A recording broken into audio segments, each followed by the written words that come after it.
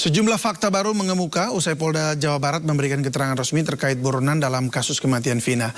Salah satunya terkait jumlah DPO yang ternyata hanya 1 orang.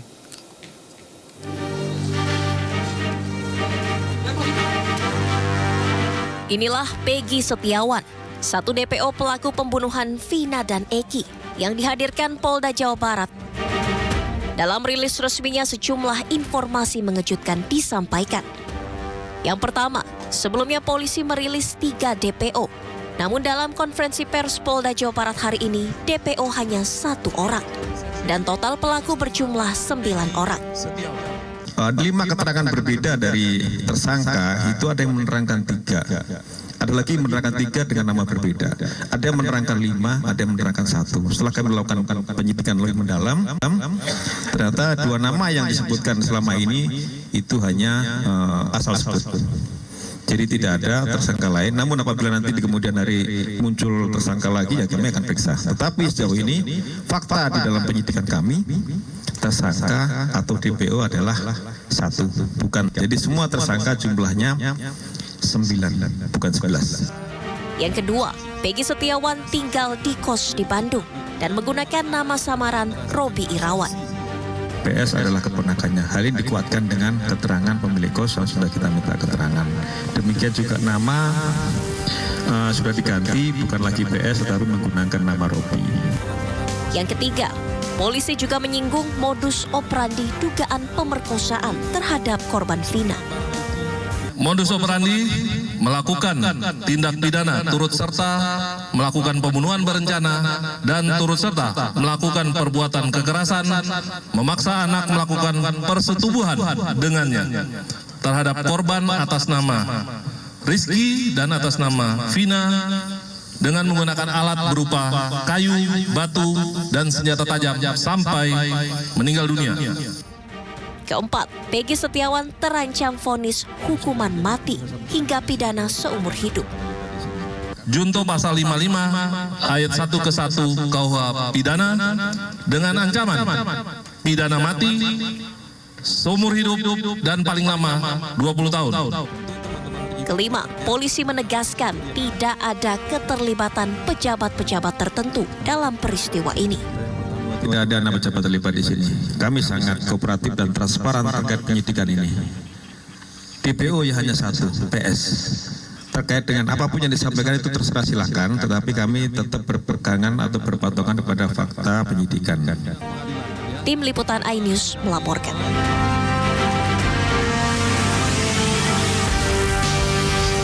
Hotman Paris Hutapea selaku Ketua Tim Kuasa Hukum Keluarga Vina mengatakan terlalu dini untuk menyimpulkan kasus ini hampir mencapai ujungnya.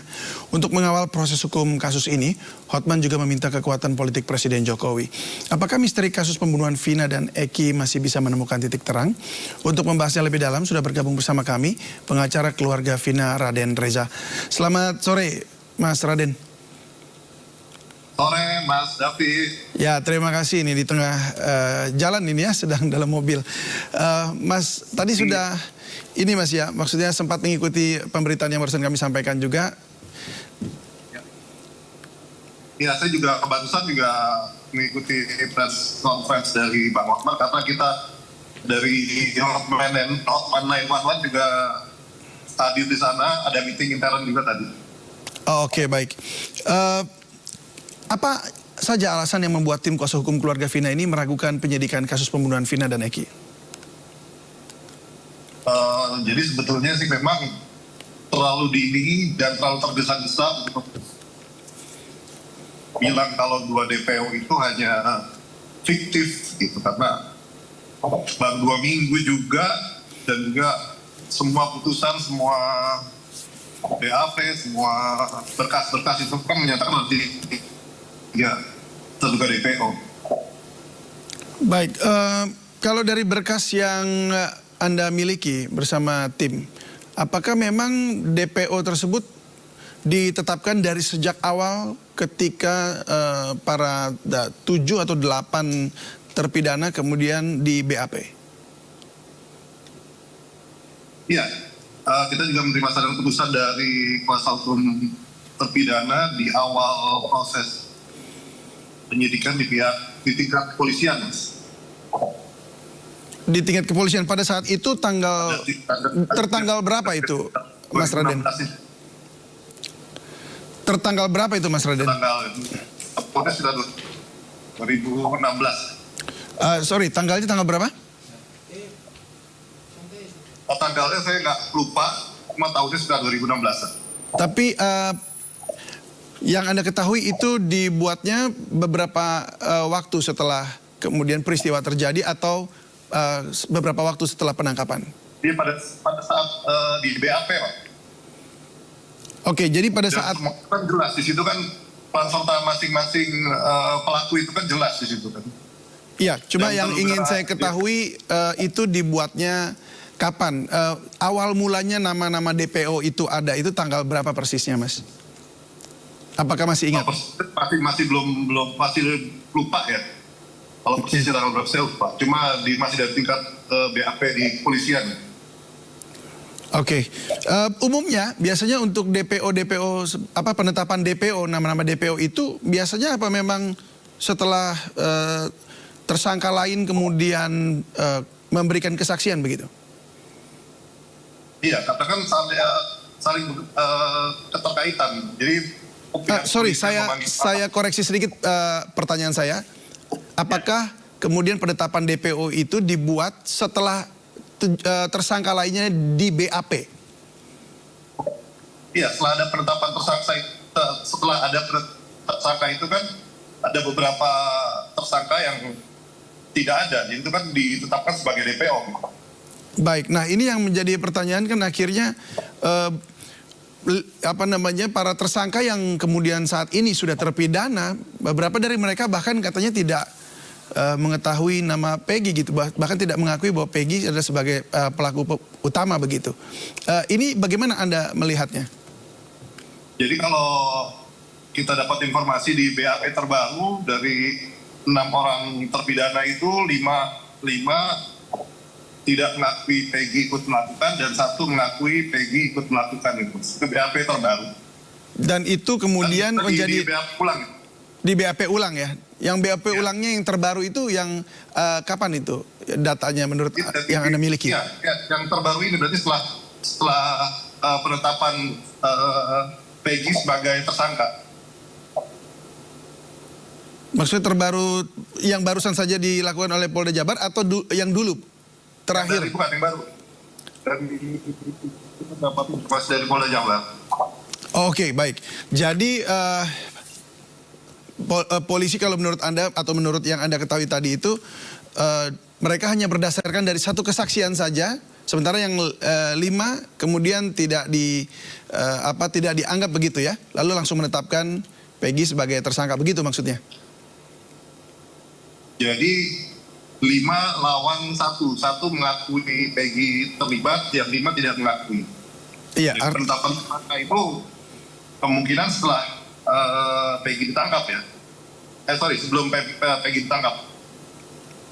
Baik, jadi kalau Anda melihat runtutan peristiwanya seperti ini, apakah ini merupakan hal yang wajar begitu? Kemudian menghilangkan 2 DPO lainnya dan berdasarkan dari 1 keterangan saksi atau saksi yang kemudian dihadirkan itu. Itu makanya kita dari pihak kuasa hukum menolak pernyataan 2 terduga DPO itu dinyatakan fiktif. Jadi kita menolak itu. Baik, memang ketika tim kuasa hukum ya Anda dan juga Bang Hotman semua itu kemudian menolak ini, lalu apa yang kira-kira ini kemudian bisa dilakukan untuk kemudian apakah naik banding atau seperti apa?